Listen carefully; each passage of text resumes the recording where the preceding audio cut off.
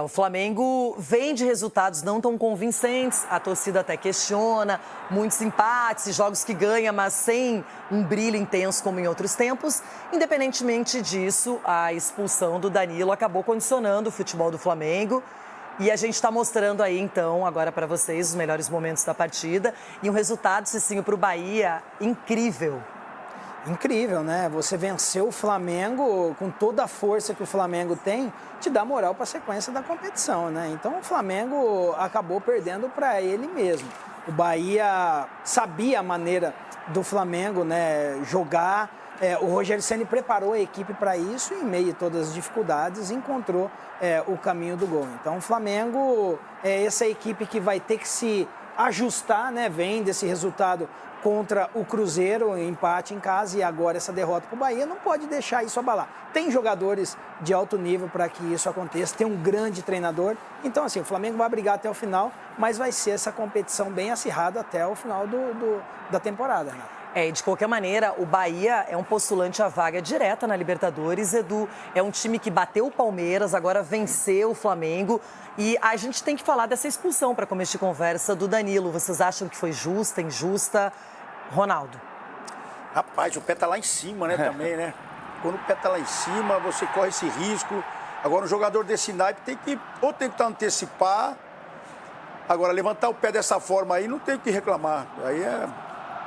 Até ele também, na entrevista coletiva, falou que realmente nem questionou tanto, questionou tanto, até porque é um cara experiente, é um líder ali dentro do elenco do Flamengo. É cara, como você bem disse, condicionou o resultado, mas mesmo assim o Flamengo teve chance ali com o Samuel Lino, cara a cara, e logo em seguida toma o gol, né? E depois não teve forças para conseguir empatar, até mesmo virar. Então é um resultado que o Bahia, dentro da Fonte Nova, está mostrando a sua força, ganha do Palmeiras, né, do vice-líder até então, ganha do líder até então, isso te condiciona também a estar postulando coisas maiores. Eu tô com vocês, eu também marcaria esse cartão vermelho, não tem como, até se olhasse no vídeo, enfim, não tem o que fazer, gente, tem que expulsar. Agora, Cicinho, é uma pena porque com a saída do Danilo, toda a tática, toda a estratégia mudou. Exatamente. E como eu falei, o Rogério, ele armou a equipe, e aí você começa o jogo no início, você já tem um presente, né? Que é um jogador a mais, então dá para você fazer algumas modificações com os jogadores que já estão dentro de campo. E foi dessa maneira que o Bahia acabou encontrando o caminho do gol, né? Sofreu, teve um susto ali, que lógico, o atacante do Flamengo, né, o Samuel Lino, perdeu o gol, mas a defesa do Ronaldo foi muito importante, porque ele esticou o braço. De quem, Bebedo? O Ronaldo, o original. O original que tá aqui, Bebedo. O original. Mas, assim, vale ressaltar exatamente esse desempenho do Bahia, que o Flamengo, mesmo com 10 jogadores, é uma equipe forte, o Bahia soube jogar o jogo. E William José, com 44 o primeiro tempo, já definiu o placar 1-0. Agora, Ronaldão, tem outra expulsão do Flamengo, já no segundo tempo, por 2 amarelos. E o questionamento de muitos é o seguinte: se não fosse um segundo amarelo, não era para vermelho direto essa expulsão? Que é o primeiro amarelo, a gente vai mostrar que beleza, não é? Vai tomar o primeiro. Ele ficou 11 minutos em campo. Então, e esse menino precisa ser cobrado, né? Alguém tem que cobrar, ou no bolso, ou com conversa. Porque não é a primeira vez que ele foi expulso também, já no time principal. E é uma joia rara que está chegando, um menino que tem que ser lapidado, mas ao mesmo tempo que vem naquela ânsia de querer, vai para pegar a bola, vai para cima. Não fica levantando o braço, filho. E tem que ser cobrado, tem que ser multado e cobrado também. E esse quarto árbitro aí não dá pra contar segredo pra ele, não, porque viu o bicho fofoqueiro, hein? O cara tá falando com ele e vai e cagueta tudo pro juiz. Mas tá dando duro ali, sim. O árbitro tá dando viu, duro. O cara tá dentro de campo, o árbitro também tem. O quarto árbitro, ele não tá vivendo toda aquela emoção do jogo, o cara tá ali dentro. Mas você daria o segundo amarelo ou o vermelho direto? Não, eu tô falando do primeiro amarelo. Eu não daria o primeiro amarelo pra ele. Por quê? Ele simplesmente foi cobrado uma jogada ali e o árbitro. Se você vê o posicionamento do quarto árbitro, ele que vem falar alto na orelha do jogador. Ele queria cobrar e aí ele foi esperar. Mas olha o jeito que o jogador... Aí ele vai falar, o árbitro, olha lá.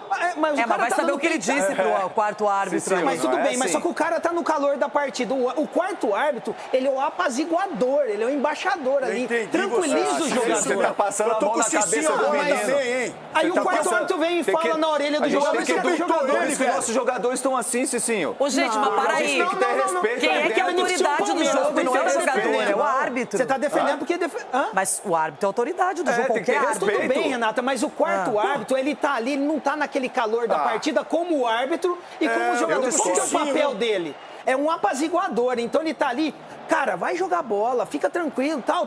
Então ele precisa cumprir esse papel. Eu discordo do Cicinho, tá passando a mão no cabeça do jogador. Sabe qual que é o papel do quarto árbitro no Brasil hoje? É que ele levanta a mão, eu não sei o que ele diz ali, eu queria ter acesso ao diálogo. Entendeu? Então, a gente tá passando a mão na cabeça do jogador, a gente tem que educar. Aí quando o quarto árbitro vai lá e cagueta pro juiz do Abel Ferreira, aí vocês vão lá e falam, tem perseguição. A gente tem que educar os jogadores, se ficar passando a mão na cabeça do jogador como esse, aí daqui a pouco piora. Não, quando a gente faz tem que educar os jogadores. O quarto árbitro cagueta o Abel, aí vocês falam. Não tem nada a ver com o Abel. Essa é uma discussão que a gente pode até ampliar no debate, não é? Mas, final das contas, 1-0 para o Bahia, que chega aos 43 pontos. O caso do Alacian é grave.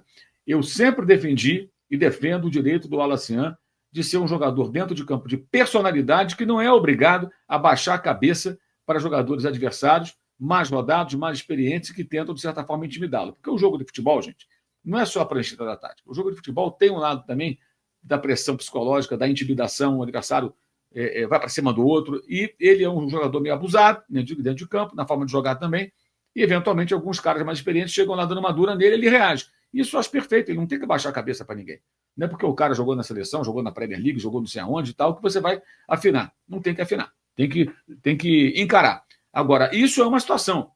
Agora, reclamar do quarto árbitro de forma assintosa e insistente, até tomar um cartão. Porra, peraí, o time está jogando com 10, meu amigo. O que é que você está reclamando? O que ele ganhou ali? Só o cartão. Aí ele vai fazer ele faz um desarme, depois ele perde a bola, vai na disputa e põe o cotovelo na altura do rosto do Gilberto. Correto o cartão amarelo da expulsão. Agora, onde entra aí o Felipe Luiz, na minha opinião? O técnico não percebe como é que esse menino não está preparado psicologicamente para esse tipo de jogo. Porque depois outro jogador, hoje inclusive o Juninho estava no banco, você queria um atacante, por que não o Juninho? Que estava aí há 2 meses aproximadamente sem ser sequer relacionado para as partidas, do máximo é relacionado para o jogo e não vai nem para o banco, hoje ele estava no banco. Então por que ele buscou outra alternativa? Será que o Felipe Luiz não percebe que por mais que ele goste do garoto, trabalhou com ele na base, que o menino não está pronto, que o menino ainda é sujeito a chuvas e trovoadas? Ele tinha no banco hoje Matheus Cunha, Varela, Cleiton que estava em campo, Vinha, Everton Araújo, ele poderia ter colocado, se quisesse reforçar o meio campo ali, soltar mais os atacantes. Tinha 3 atacantes naquele momento. Tinha o Plata, tinha o Bruno Henrique e tinha o Luiz Araújo. Ele tinha ainda o Alacian, Cebolinha, Plata e o Juninho. Por que não pôs o Cebolinha? Por que não pôs o Juninho? Podia colocar o Everton Araújo, segurar o meio campo um pouco mais. Poderia fazer qualquer outra coisa. E o que fez o Felipe? Colocou o Alacian. Aí você vai dizer, pô, mas como é que ele vai adivinhar bem? Se ele convive com o cara e conhece o garoto, será que ele não percebe que o menino é um filho desencapado e entropilhado?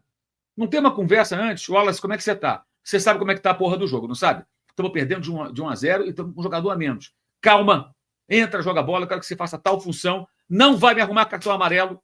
Tem que ter uma conversa antes. Será que teve? Não há percepção sobre o momento emocional do cara? E ainda assim, quase o Léo Ortiz empatou o jogo. Eu não sei como que o Bahia não se impôs. Tinha muitos desfalques, mas um homem a mais, gente. Tá aí. O Breiler já tinha passado, né? Comentado aí sobre o Abel, realmente o Abel. William, a minha curiosidade fosse esse lance contra o Palmeiras, contra o Abel Ferreira, tá reclamando. O Abel teria feito um escândalo à beira do campo. Sem dúvida. Ele não deixaria nem o árbitro pensar. A comissão técnica já levantaria do banco. Por muito menos ele já fez escândalo. Por muito menos ele já fez escândalo. Porque foi um lance muito evidente. Mas... E ele fala, foi sem querer. Sem querer também é falta, sem querer também é pênalti. Claro. E ele fala que não tinha disputa de bola. O que mais tinha? Que a bola já estava longe e tal. Era o Tapia tentando... Mas o Tapia ainda ia atrás daquela bola. Tentando alcançar e foi derrubado dentro da área. Então o Abel é de uma cara de pau absurda falar que não teve disputa de bola e que a gente foi prejudicado primeiro. Me ajuda aí. O Abel criou a própria narrativa dele nessa história. E o Abel... ele falou isso na coletiva hoje, né? Eu quero estabelecer a minha narrativa. Exatamente. O meu ponto de vista, eu não sei, mas o meu ponto de vista... Abel, não existe o seu ponto de vista. Tem uma regra. Né? Não é o seu ponto de vista. Tem uma regra ali que não foi cumprida. Queria saber se fosse o contrário. Queria saber se fosse o contrário, exatamente. E outra coisa... Seria melhor ficar calado nesse caso. Sim, exatamente. E outra coisa, Eugênio, não viu o lance direito, sei lá, dá um migué ali, mas não faz esse tipo de coisa. Já não seria legal, mas ok, passou.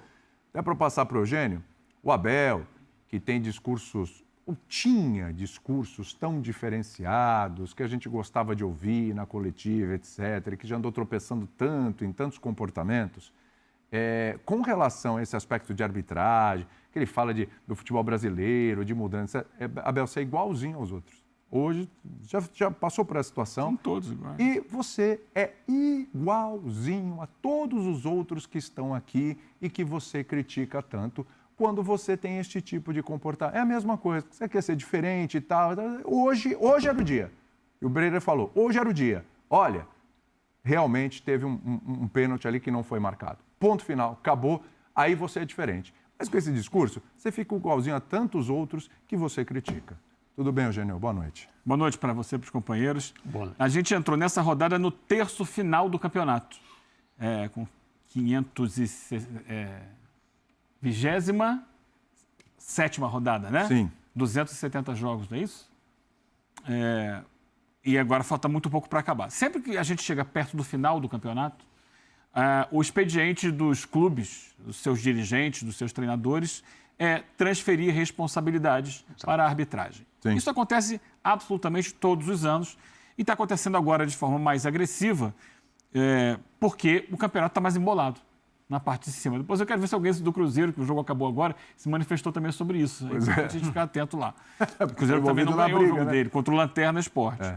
Isso é muito comum. Só que a gente tem esse ano um fato um pouco diferente, que é o acirramento da rivalidade entre Flamengo e Palmeiras, que esse ano já vem acontecendo desde 2016, mas essa semana agora, por exemplo, teve a questão toda do bloqueio das verbas da Libra a partir do Flamengo. A Libra, como entidade e seus clubes filiados, todos se manifestaram, mas a voz que se levantou de fato contra o Flamengo, publicamente, foi a presidente do Palmeiras, a Leila. E aí vem o final de semana, o Palmeiras ganha num jogo de uma arbitragem que a gente já debateu aqui, o Flamengo perde. Então, você acaba potencializando isso. E o Boto entra como personagem para trazer também para dualidade Flamengo e Palmeiras a discussão da arbitragem brasileira, que é a discussão de todos os clubes. Porque está todo mundo reclamando da arbitragem e não foi hoje. Toda a rodada, todo mundo, e agora vai cada vez reclamar mais. E o que acontece é que a arbitragem muitas vezes dá razão para isso. Claro. Não dá razão para a insinuação, mas dá razão pela sua incompetência e por algo que a gente sempre critica aqui.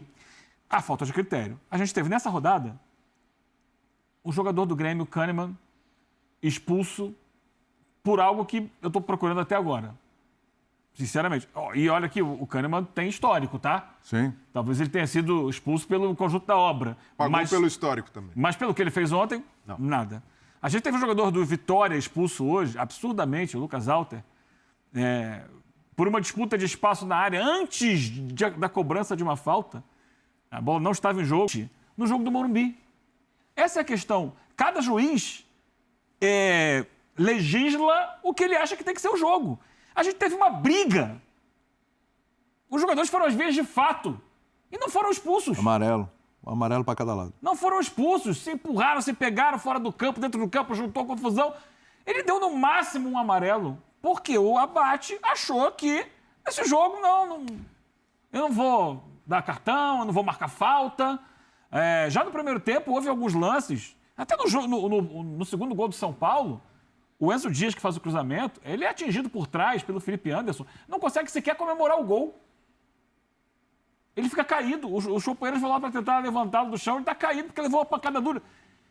Mas foi gol. Foi gol. Só que o seguinte, vem aqui, Felipe Anderson, amarelinho para você. Tem um lance depois que o Gustavo Gomes tromba com o Tapia, pisa na coxa do Tapia. E nem falta é. Então, assim, são critérios de arbitragem que você pode entender realmente. Hoje eu estava comentando o jogo da Premier League, que o gol do Newcastle acontece num lance que, para mim, foi falta do Bruno Guimarães em cima do Gibbs White. O árbitro mandou seguir, o VAR mandou seguir. Só que é um contexto de Premier League em que há um padrão de arbitragem que não entende essa jogada como falta.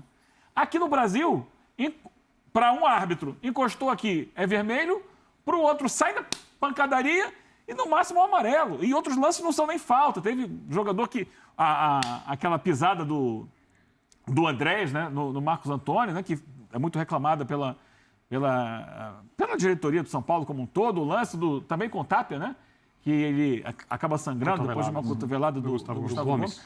Passa tudo literalmente em branco. Eu entenderia, e não estou nem entrando na questão do pênalti, tá? Eu entenderia que isso seria aceitável se todos os árbitros fizessem isso. Mas quando na mesma rodada um árbitro expulsa o Kahneman por nada, porque chegou perto de um atacante do Bragantino, e o Walter porque empurrou levemente o jogador do Vasco fora do lance, fora do jogo, o árbitro do Abate, ele próprio acha assim, eu acho que não vou marcar falta, não vou dar cartão, porque eu não quero, porque eu acho que o jogo tem que correr. E cadê o padrão? Sabe? E aí você dá combustível para todos os clubes estarem reclamando de tudo, todas as rodadas. Fica a coisa mais chata, porque ninguém fala do futebol. E com razão, porque a arbitragem chama para si um protagonismo que não deveria existir. O árbitro não pode ser protagonista, a gente não tem que saber o nome de árbitro. Claro, a gente sim, mas o torcedor já fica querendo saber quem está na escala de arbitragem. Já tem mundo, gente, até de bandeira. Tem gente